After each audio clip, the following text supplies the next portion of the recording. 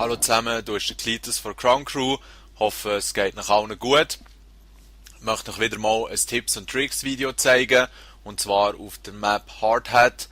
Ihr habt ja auch schon Free-for-All Games hier gesehen, wo ich ein bisschen erklärt habe, wie generell Free-for-All eigentlich zu spielen ist. Oder auf jeden Fall, was ich für Tipps für euch habe. Ich würde sagen, starten wir sonst gerade mal. Ihr seht, ich spawne hier oben links. Jetzt möchte ich hier schnell eine Klasse nehmen, wo ich ein bisschen flink unterwegs bin. Alles klar. Jetzt seht ihr im Free-for-All, kann gerade hier links von euch eigentlich ein Spawn von einem Gegner sein. Hier geradeaus kann auch gerade einer sein. Hier hinten kommen sie auch gerade rauf. Also auf so einer kleinen Map, wie eigentlich Hardhat ist, sind die Spawns sehr, sehr nahe beieinander. Dann ist es so, dass hier hinten, wissen wir ja, von so einer Campersau, dass hier ein Spot ist, wo man ziemlich gut drüber schauen kann. Das ist nicht zu empfehlen, weil Gegner ja auch von hier kommen können. Dann, wenn man hier schnell drüber schauen muss, könnt ihr einfach vor der Kiste aufspringen oder einfach drauflaufen. Je nachdem geht das auch gerade, hat dort den Blick drüber. Hier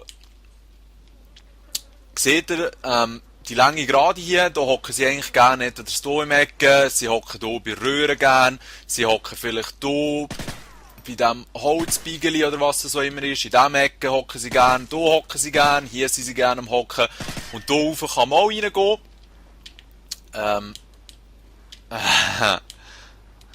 Jawohl, genau. So geht's. Sorry zusammen. Ihr müsst eigentlich fast so ein bisschen wie auf das Wägeli drauf und dann könnt ihr von hier aus reinspringen. Und es mag ja jetzt verlockend wirken, hier oben zu hocken, weil man scheinbar gut geschützt ist. Aber denkt dran, seid keine Campersau und vor allem seid ihr dann völlig unbeweglich.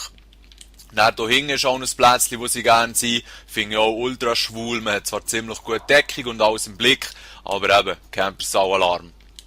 Okay, jetzt durch die Röhre würde ich eigentlich gar nicht laufen, wenn es nicht muss sein. Ganz ehrlich, weil die Chance, dass einer von vorne oder hinten kommt im Free-for-All, ist ziemlich gross und darum ist es immer ein sehr grosses Risiko. Jetzt auf diesen Bereich hier möchte ich eigentlich ein bisschen näher eingehen, weil auch hier gibt es Spots, wo sie am Campen können sein, sei jetzt das hier oder hier hinten dran, sind sie auch immer wieder gern, also richtig schwul.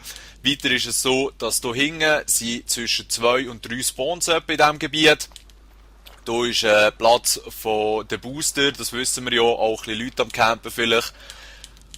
Und hier hinten dran sind dann auch wiederum mehrere Spawns hinter diesem Bereich beim Domination C, wo ihr sicher auch schon ein bisschen kennt aus meinen Videos.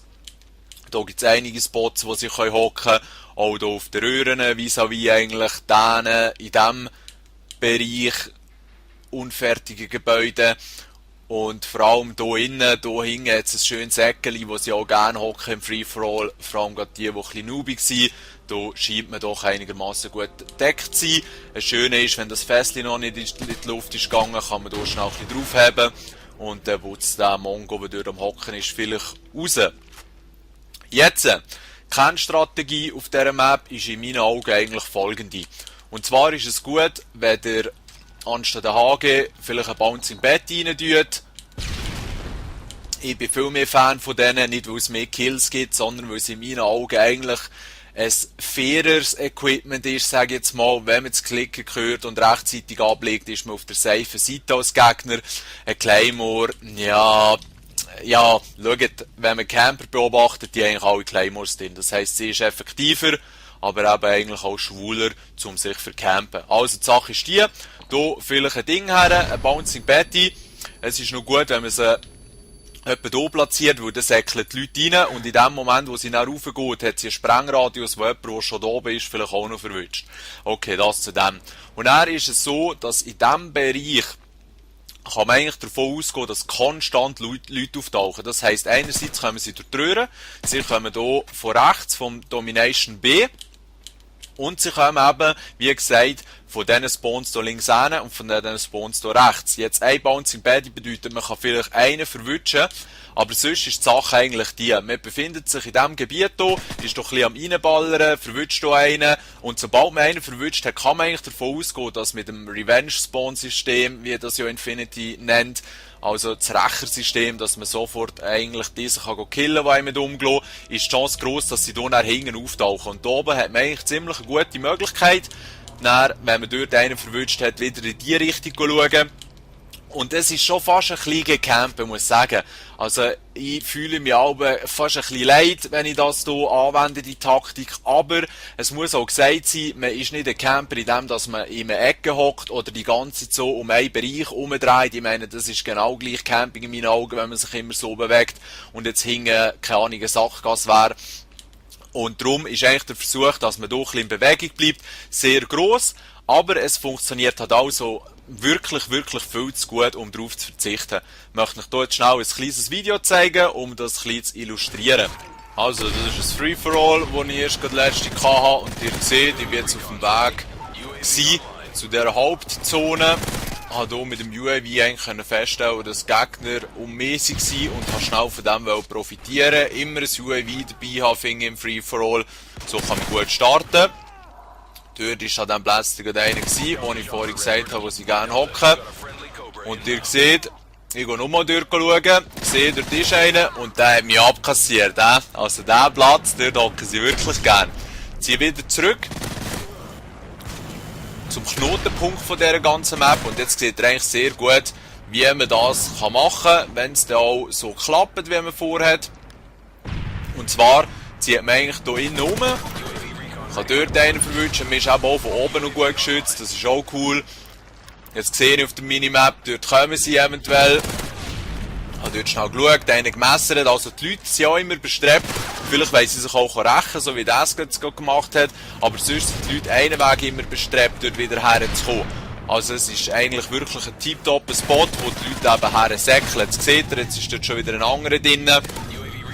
Ich kläre das hier schnell raus, tue den Platz eigentlich wieder für mich erobern, wünsche den und diesen, sie sind wirklich gerne immer wieder dort und das kann man sich zum Vorteil nutzen.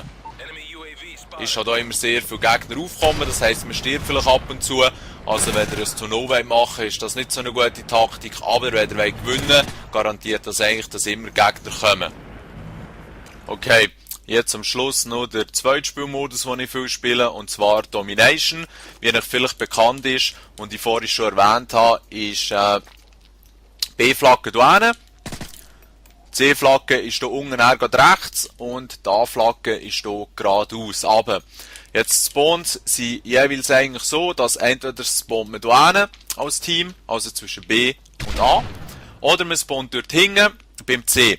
Das bedeutet, es ist eigentlich schon von Anfang an klar, wie sich das Team wird verteilen. Die beim C werden ganz sicher C nehmen. In 99% der Fälle.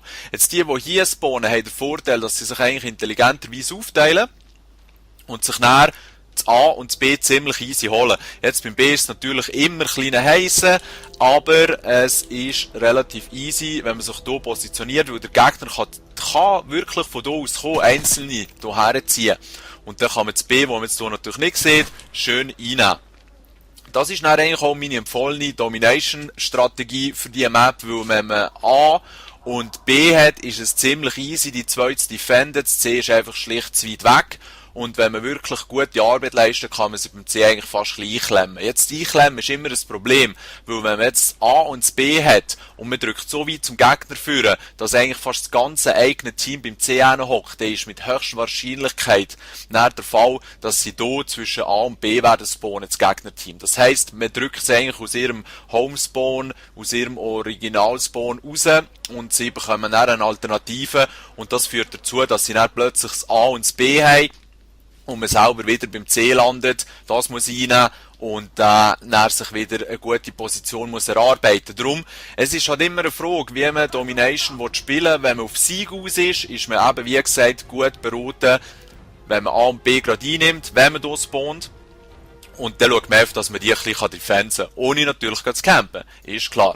Wenn man jetzt beim C startet, ist es vielleicht empfehlenswert, dass man das zweite zum C geht und der Rest vom Trupp probiert sich das B zu schnappen, zieht dann weiter zum A und so kann man dann eigentlich einen richtig schönen Lauf starten und das B und das A reinnehmen und ist dann, der Gegner ist eigentlich gezwungen, dann das C einzunehmen und man hat wieder die Vorteilssituation. Schaut nächstes Mal an, wenn ihr es noch nicht kennt. Viel Spass und schöne zusammen.